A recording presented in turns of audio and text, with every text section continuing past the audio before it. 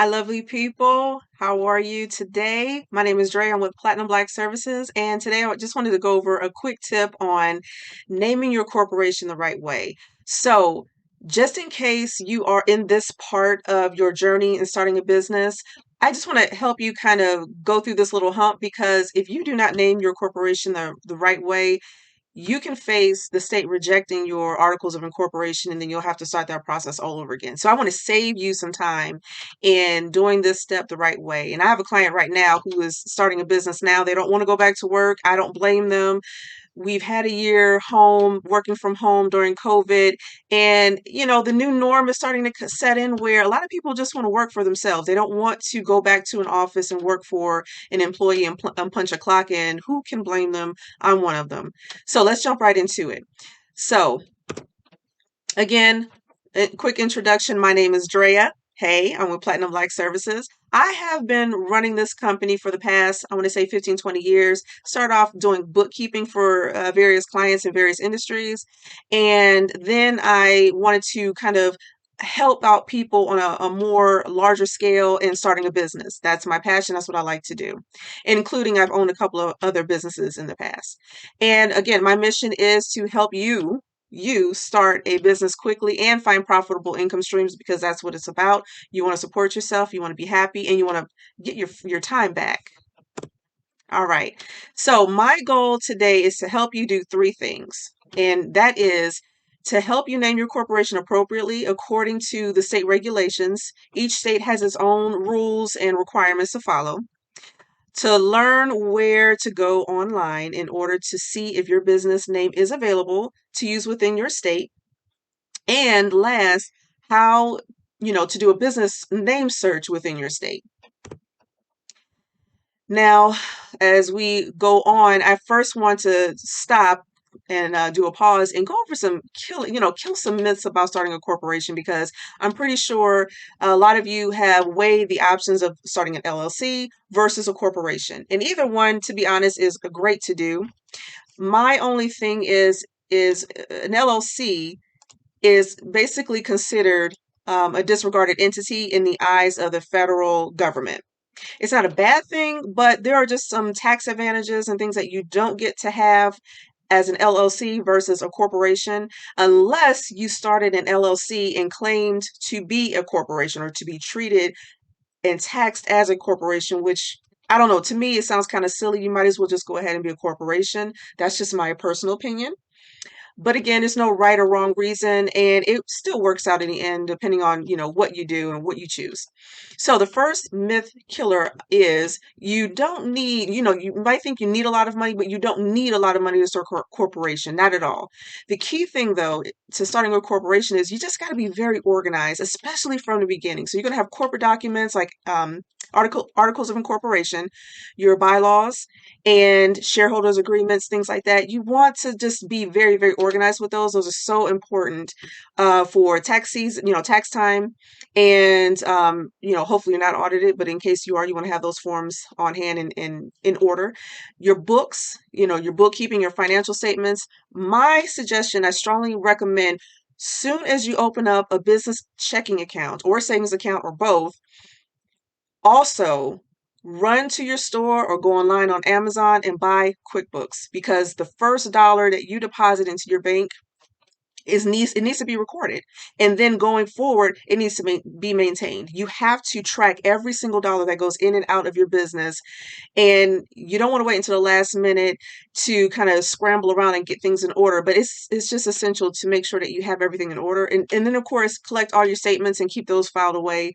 The goal is, or the requirement is to keep things on file for 7 years, at least 7 years.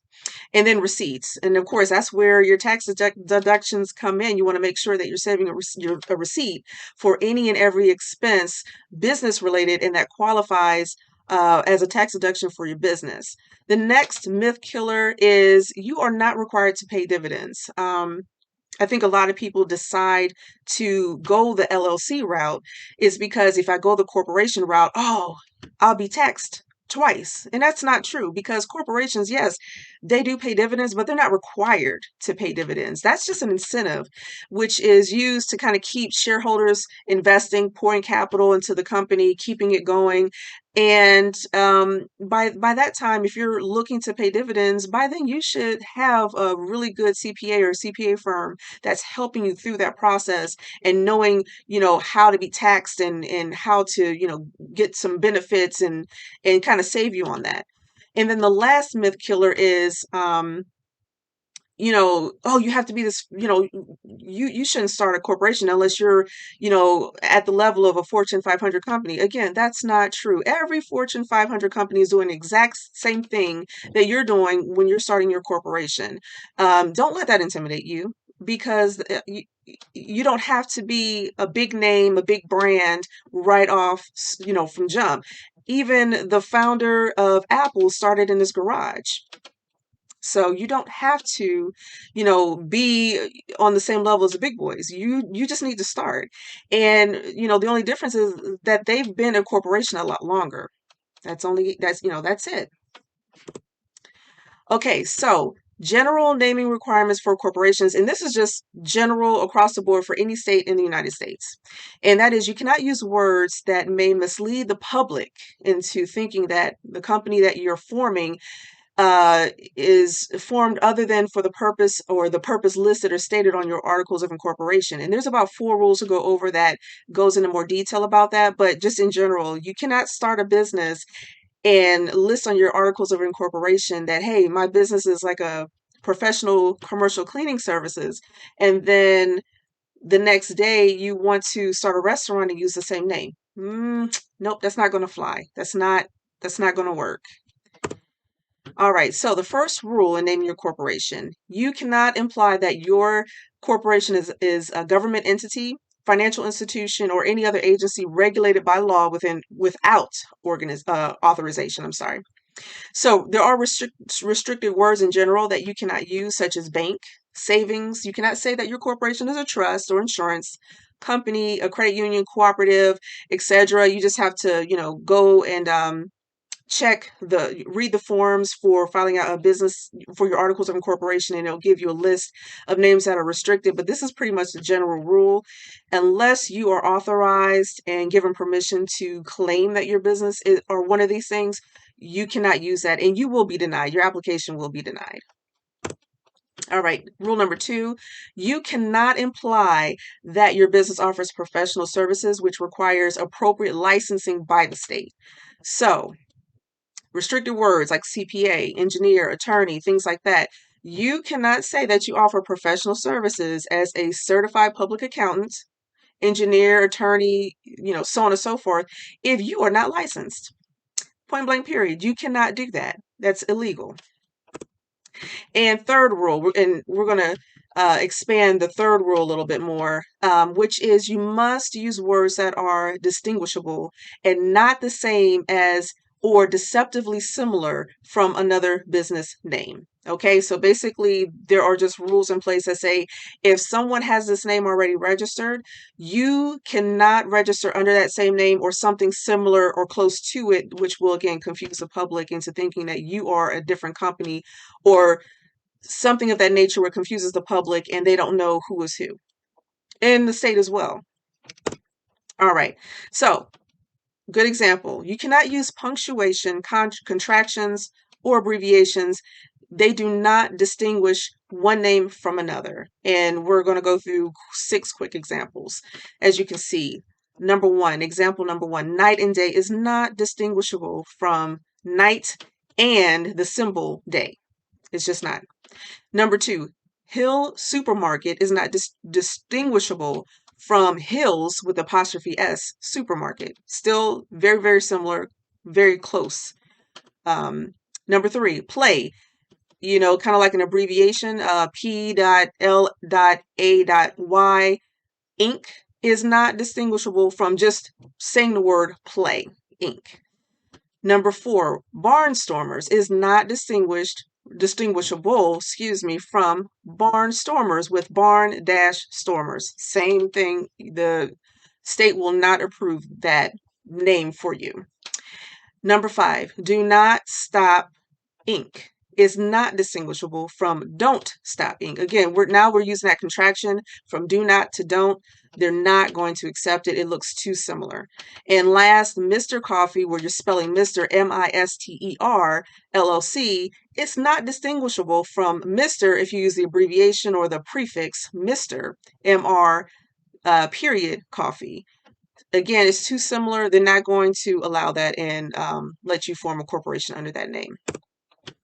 Okay, another example is the use of an article such as the, a, or an, or such as and, but, or does not distinguish the name from another, nor does changing the entity's designation.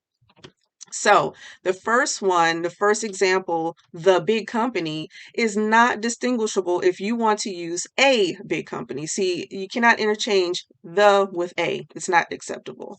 And then as far as the entity's designation, and we'll go into that a little bit more, where it says Barnstormers LTD, which is an abbreviation for limited, is not distinguishable from the Barnstormers company, or CO dot, which is an abbreviation for company. They will not allow you to register under that. All right, so what can be used to distinguish the name? So numbers. So numbers within a name can be used to distinguish one name from another if the number is formatted differently in each name, along with adding more letters. So following example, number 1, Roman Investments 2, which is of course the Roman numeral, II, or 2, is distinguishable from if you use Roman investments and then the number 2, and investments 2 if you spell out the word 2. So they look at that as, different enough, distinguishable enough to say, okay, we can have 2 or more companies be registered in the state, with that being the differentiator. And then number 2, a plumbing is distinguishable between AA plumbing. So you just add another letter.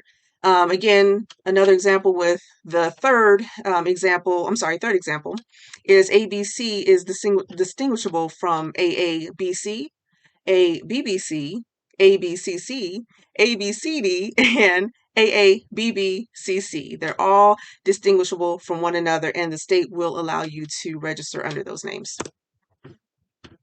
And also, reversing words or using a variation of the spelling can also be used to distinguish one name from another. So first example, energy first. You flip those or reverse or flip those words around, it will be distinguishable from first energy. And then if you kind of do a variation of spelling again, quickie, Quickie, Mart, is distinguishable from a different way of spelling quickie. So you just remove the QU and you add QWIKEE Mart, Quickie Mart, or another way of spelling Quickie Mart, and that is acceptable. All right, we're still on rule number 3, and just to wrap that up, a foreign language. If you use a foreign language name, that will not conflict with the English translation. It usually does not. For example, la flor, meaning the flower, when translated into English, that's fine. So you have one language that says the floor as la flor, and it can be registered and acceptable within the state because it's not the exact same word or spelling as the flower. And then just bottom line, at the end of the day, unacceptable words across all states will not be accepted and allow you to register your company. So if any name contains profanity or words or phrases that are generally considered a slur against an ethnic group, religion, gender, or hereditary, it is considered unacceptable right out the gate.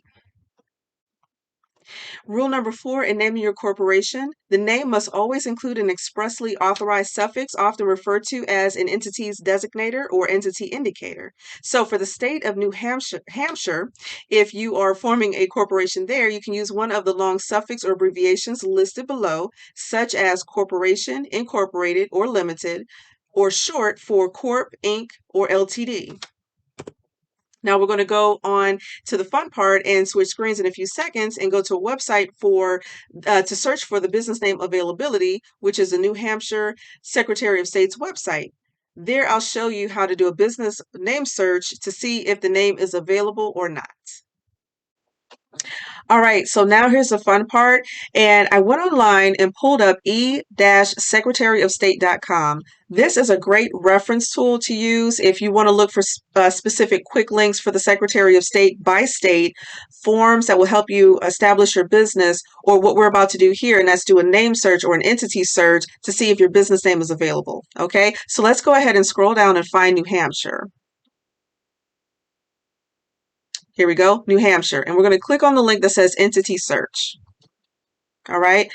So on this screen, let's click on Contains, because we want to look for any business name that contains any of the words, and it can be in any order, that is similar or possibly exactly like the business name you would like to use and register. All right. In the box here, we're going to use Bob and as an example. And it's really interesting because I've used those words for every business name search with every state, and it never fails. There is a business registered with the word or name Bob in it. Okay, so let's come down to the box where we do the reCAPTCHA or type in the code word to say that we're basically to prove that we're not a robot. All right, and click search. It'll take a few seconds. And here we go, search results. So what you want to do is go down this list under business name, go through it thoroughly, as many pages as it provides. And again, you're going to verify to see if any business names that are already registered either is exact or similar to the name you want to use, so that you'll know if you can use it or not. Also, if you look on the other side of the screen under status, you'll also find if that business is in good standing, if it has been dissolved or expired, and of course, if it's active or in good standing, you know that that business name is not available to use. Okay, now let's go back to the other screen. And now let's say your business name is available. So you have one or two options here. You can either reserve the business name, and that just means you'll just find the application, submit the fee, send it to the state Secretary of State. And what they'll do is place a temporary hold on the name and gives you the right or the claim to it. No one else can use it for at least somewhere between 90 and 120 days, depending on how the state sets up those rules. It might be a little longer, but it's typically between that time frame. And what that does is allows you to finish your work in preparing the articles of incorporation. Now you can bypass reserving the name and go ahead and file the articles of incorporation and establish a business with the state. Okay, so I'll show you the forms, where to find the forms, and to do one or the two steps depending on where you're at in that process. Okay, so back under New Hampshire, we're going to click on forms. Oh, sorry. Unfortunately, that link is broken. So we're going to click on website. Okay, next, where it says corporations, we're going to click on that drop down arrow. Swing over to the left side under corporation and go down and select forms and fees. Okay, scroll down and we're going to select next domestic and foreign corporation and click on learn more. Okay, now here you'll see, as we scroll down, you'll see two options, domestic forms and foreign forms. And I'll break that down because there is a difference. So if you are a domestic corporation, that means that you have residency or a primary office location or address located within the state of New Hampshire. Okay. Foreign corporation means that your corporation was already established outside of the state of New Hampshire, maybe like California, Virginia, or Georgia, and now you want to establish a presence and have a business office location within the state of New Hampshire. In that category, you are considered a foreign corporation, and those forms are the ones that you will need to search for to complete the process. Okay, so let's go to domestic forms, and I'll show you what you need to do to either reserve the name or file the articles of incorporation. Okay, so within this list, to reserve the name, you want to select Form 1, Application for Reservation of Name, and it's an online file. So you'll click on the link, fill out the application, submit the fee that's required, send it to the Secretary of State, and then they'll place a temporary hold on the name for whatever specific time frame until you're ready to file the articles of incorporation and you'll be good to go. Now, if you're ready to go ahead and file the forms of, the articles of incorporation, scroll down and you want to select Form 11, Articles of Incorporation, and it's an online form. Again, fill out the application, submit the fee, send it to it'll be processed by the Secretary of State of New Hampshire. They'll register you, and then you'll be good to go. All right. So again, let's go back to where we select the foreign forms if you fall under that category of needing to establish a presence within the state of New Hampshire, although you already have a primary location outside of the state. So click on Learn More and scroll down. And again, if you only are looking to reserve the name for now and have a temporary hold for the rights to that name, select Form 1, Application of Reservation of Name. Again, it's an online application that you'll fill out, submit the fee, send it to it'll be processed by the Secretary of State, and then you'll have rights to that name for a temporary time. And then if you are ready to bypass that part, or if you just, not even register the name, but you want to go ahead and file the Articles of Incorporation, we want to scroll down here and we want to look for, right here, Form 40, Application for a Certificate of Authority for a Foreign Corporation. Again, it's an online application, so go ahead, log in, create a user account, follow the prompts, fill out the application, submit the fee. The Secretary of State will go ahead and process that, register your business, and then you'll be good to go. All right, guys, I want to thank you for your time. I'm glad that I was able to help you. So by the end of this video, you should now know the requirements of naming your corporation by state. You should also know where to find the website, the Secretary of website for your state in order to do a business name search, and also how to do the name search. And the next step would be to also either reserve the name or to go ahead and file the Articles of Incorporation. In closing, I just want to suggest, checking out my website. If you go to platinumblackservices.com, I greatly appreciate it. I have some more tools and tips to provide for you. If you scroll down, I have some free stuff. Check out the free stuff. Items such as 7 things you need to maintain your corporate veil protection is a free webinar. Another free webinar, 9 legal corporate documents every corporation must have on hand. Also, a quick and dirty guide to corporation filing requirements is a free ebook. And last, a fill-in-the-blank business plan guide. If you don't have a business plan already, it's good to go ahead and grab that as you're forming your corporation with the state, filing the forms and getting established. All of this is free. Now, next, I also want to let you know that I have 2 kits that are all-inclusive, and it will help you meet specific goals in your journey as you're establishing your corporation within the state that you choose. And the first one is the Quick Business Kickoff, the Incorporator Starter Kit. And it's just a couple of files for $10. You get some really good checklists and files and forms to fill out that will help you cross all your T's and dot all your I's in the beginning stages of forming your corporation. If you need more information, more in-depth starter kit that also provides your articles of incorporation, your corporate bylaws, shareholders agreements, shareholder certificate, dissolution forms. I have a really great comprehensive package. It's professional. The forms are in Word and PDF, so you can immediately download them, customize them, add your logo, and use them as needed and fill in the information that is customized to your situation. Down here, it's the Corporate Formation Starter Kit for the state of, and you just select whatever state that you're in.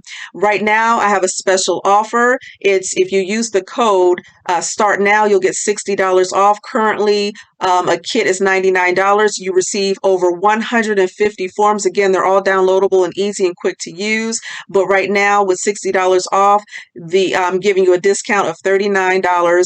And you can get started right away. So I hope you enjoyed this video. I hope that you've learned what you needed to learn or what needed to know in order to do a business name search for your corporation, and also how to reserve the name or to go ahead and file the articles of incorporation, depending on if you are a domestic corporation or foreign corporation. Thanks again for watching, and I'll talk to you soon.